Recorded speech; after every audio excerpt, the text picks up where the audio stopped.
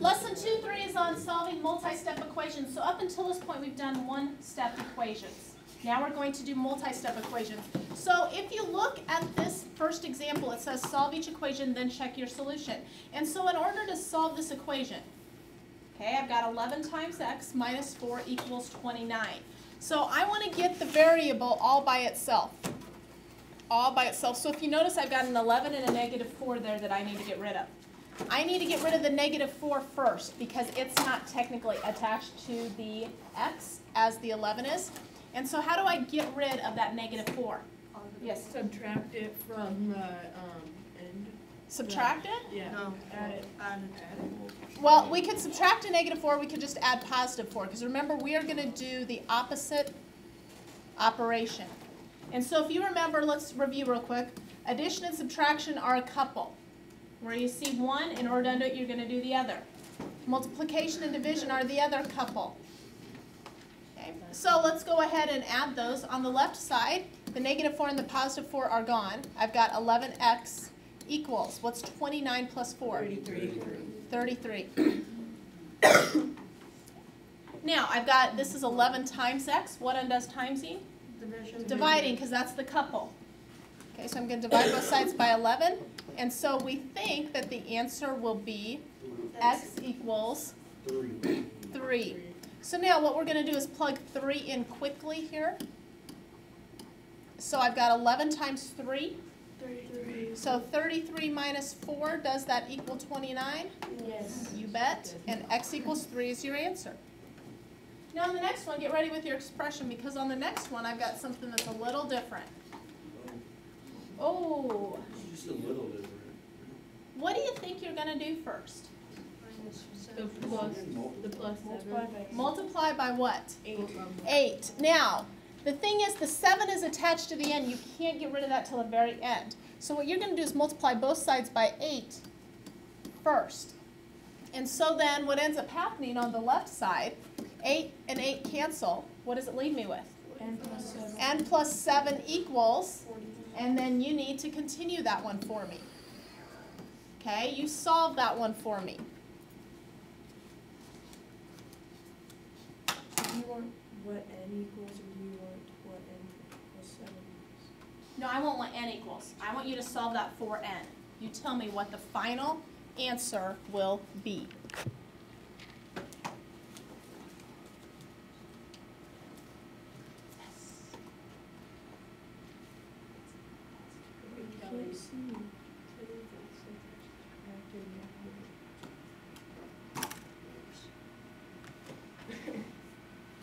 The answer is 33. Nice job. Nice job. So let's go ahead and go back. Those of you that had 40, you just left out one step real quick. And so, and you might have misunderstood what I was asking. Okay, n plus 7 is 40. That is correct. Now what you need to do is you need to go ahead and subtract 7 from both sides. When you subtract 7, you get n to equal 33. I like that color. Okay? Right. Just like you, Brett. So now let's go ahead and look at this. Here we go. That was. You should see it on black. It looks really black background. So, okay, go ahead and solve this one entirely for me.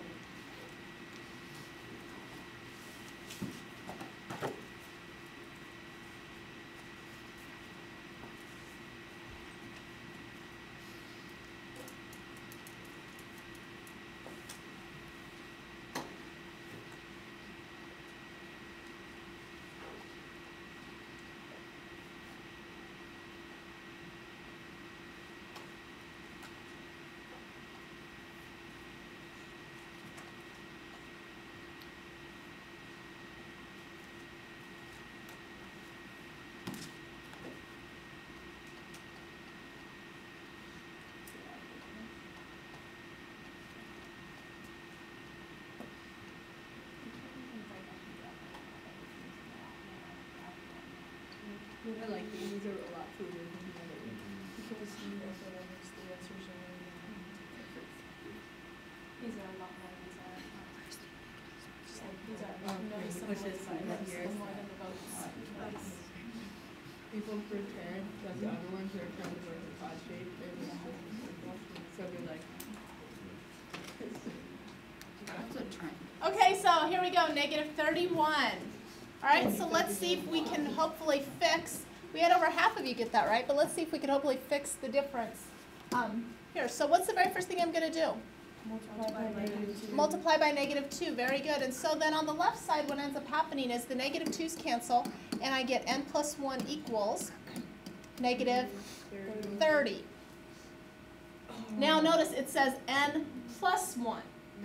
So now to undo a plus, I'm going to use a minus. So I'm going to subtract 1, and I get n to equal negative 30, and negative 1 is negative 31. Now if we were to check that, we would end up getting negative 31 plus 1 divided by negative 2, and see if that would equal 15. Well, if you take negative 31 and add 1, you get negative 30 divided by negative 2 is in fact 15. So that's the beauty of these problems. You should probably never get any wrong because if you check all of them. So let's go ahead and look at this. A music store has sold 3/5 of their hip-hop CDs, but 10 were returned. Now the store has only 62 hip-hop CDs. How many were there originally?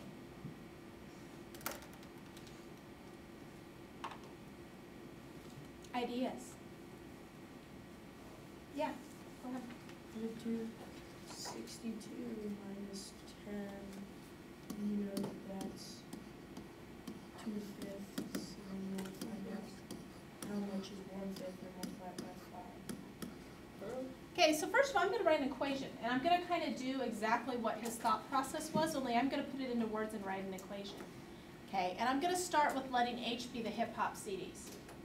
Okay, that's what we're going to let represent that.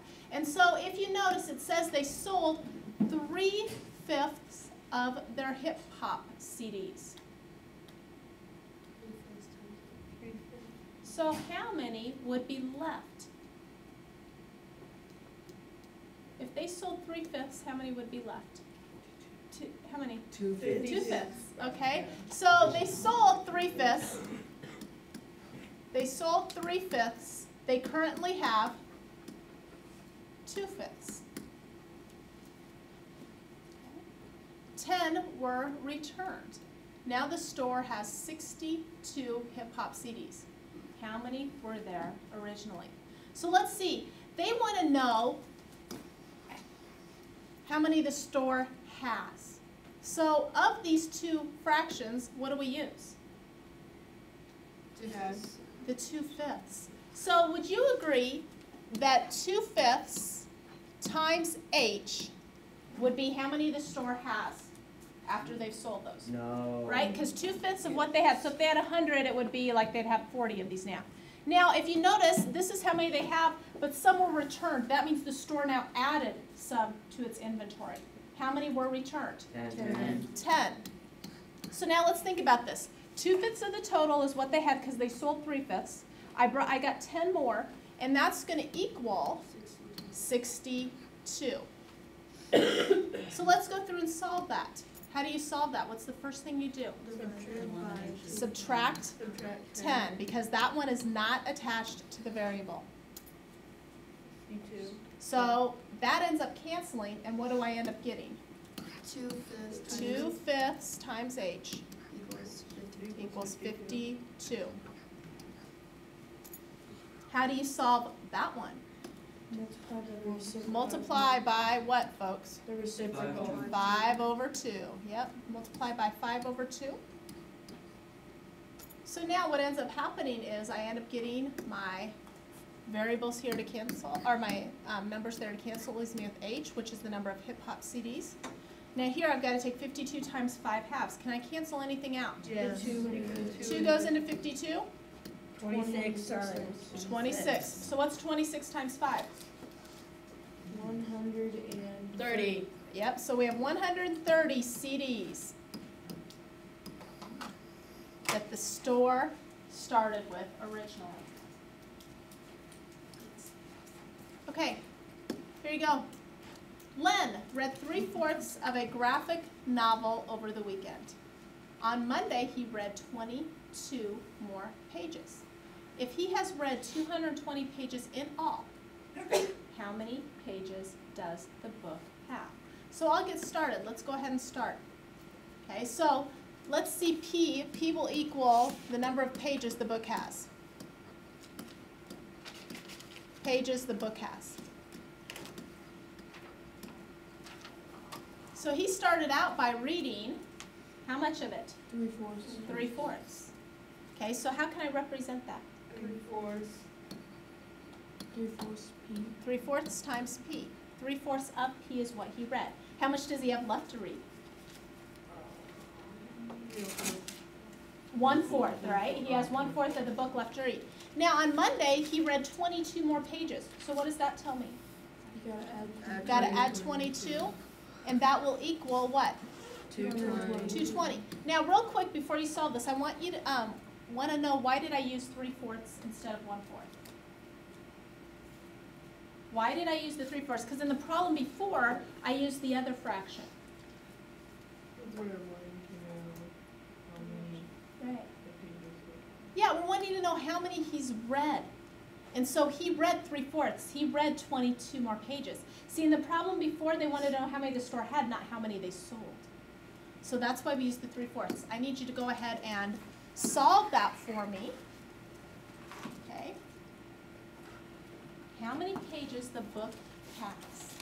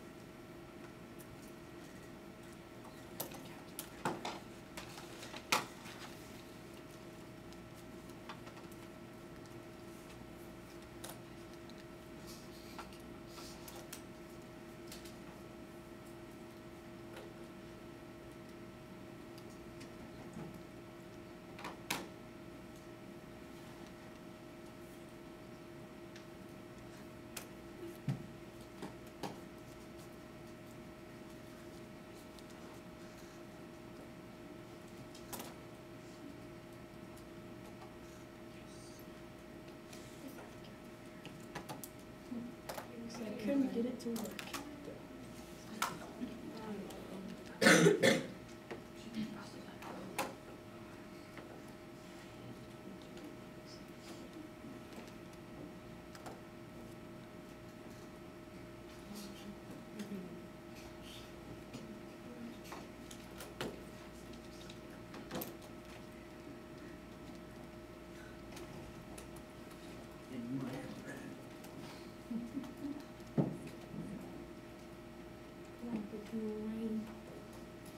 Okay, so let's see what you all had. The answer is Oh, 264. yes. Nice job. So let's go ahead and look at this. What's the very first thing you need to do to solve this equation? Subtract 22. Subtract 22. Very good, because that's not attached to the P. And so I end up having 3/4 P equals 220 minus 22? 198. 198. Next step, I'm going to go ahead and multiply by the reciprocal, which is 4/3. So if I multiply this by 4/3, my 4's and 3's cancel, it leaves me with P. Here, what I end up finding is that 3 goes into 198 a total of 66 times. So I end up having 66 times 4. So if I take 66 times 4, I end up getting 4 carry 2, 264. Now, since this is a story problem, you need to make sure that you label on your homework. 264 pages. Alrighty, questions? Okay, so very last thing we're going to talk about today are consecutive integers. consecutive evens and consecutive odds. One of the things I want you to understand is that consecutive evens and consecutive odds are the same thing when we're solving them. Now I know that's not going to make a whole lot of sense right now until I go through and explain it. Let's start with integers. Consecutive integers. An example of consecutive integers would be two. Let's use the right pen there. There we go. Would be 2, 3, 4. Another example of consecutive integers. -5, -4, -3. So all of those numbers differ by 1. So we're starting with n. We're adding 1, then we're adding 2. That is what you use for consecutive integers. Now consecutive evens and odds. What a lot of people think is that this number indicates it's even. That number does not indicate it's even. Okay, let's look at that. Oops, even integers. Here you have 2, 4, 6. Those would be consecutive evens. 1, 3, 5 would be consecutive odds. What the 2 and the 4 indicate is they indicate the space between the numbers. Okay, the space between 2 and 4 is 2. The space between 2 and 6 is 4. The space between 1 and 3 is 2. The space between 1 and 5 is 4. So these numbers here, even with the consecutive integers, those numbers indicate the space between each number. Okay, so understand that with an odd, the 2 and the 4 indicate the space between numbers. So we're going to use those formulas, or those expressions here, and it says find 3 consecutive integers with a sum of 21. So first integer will be n. That's going to be my first one. My next one will be n plus 1 because it said consecutive. My third one is going to be n plus 2. So here are my 3 consecutive integers. Now notice it says they have a sum of 21. So what am I going to do with all 3 of these numbers? Add them together, and what will it equal? 21. So n plus 1 plus n plus 2 equals 21. So let's go through and solve that. Like terms, n, and n gives me 3n. 3n. Okay, the next one, what does that give me? Plus 3. 3 equals 21. So on your expression, I want you to go ahead and enter what is the first integer that we get. So solve that. Tell me, what does n equal? Some of you might be able to do this in your head. Some of you might need to write this down. But I want to know, what does n equal?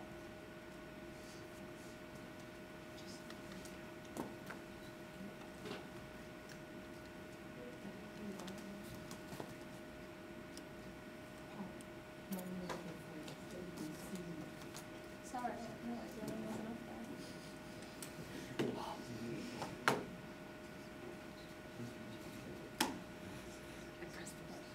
So what does n equal? That's what I want to know here.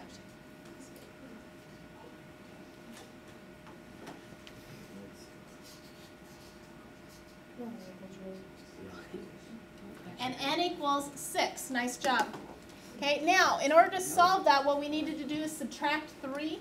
And so we get 3n to equal 18. Divide by 3, and so we get our first number to equal 6. But they don't just want 6 to be my answer. They say find 3 consecutive integers. 6 is your starting point. So you're going to have 6, 7, and 8. Now believe it or not, if you add up those 3 numbers, 6 plus 7 plus 8, you will get 21. What will she come up with? So let's go ahead and look at the next one. Find 3 consecutive odd integers with a sum of -51. So keyword here is odd. So I'm going to start with n. N is going to be my first one. What's going to be my second one?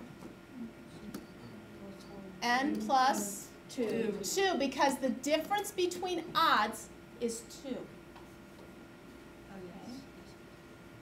Evens are the same thing. So whenever you see evens or odds, this is what you're going to use. So now it says with a sum. So what is summing you're going to do? N. Add them all up. So n plus n plus 2 plus n plus 4 equals negative 51. So let's go ahead and start with adding like terms. What do you get? 3n 3n plus plus 6. 6 equals 51. I want you to find for me the very Negative first odd integer. Find the very first odd integer. So go ahead and solve that for me.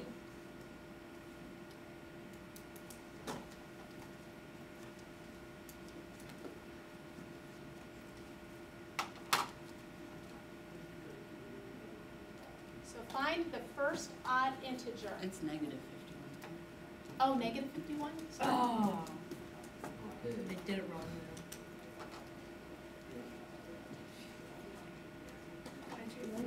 Here.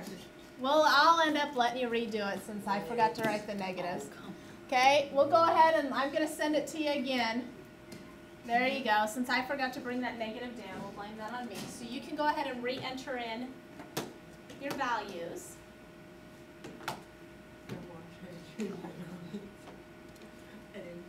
What'd you get on the first one? Yeah, that was right. The way it was written. Is that what you got this one? 50? No, that was what you got on the first one. The very first one before I reset. Oh, okay, then okay.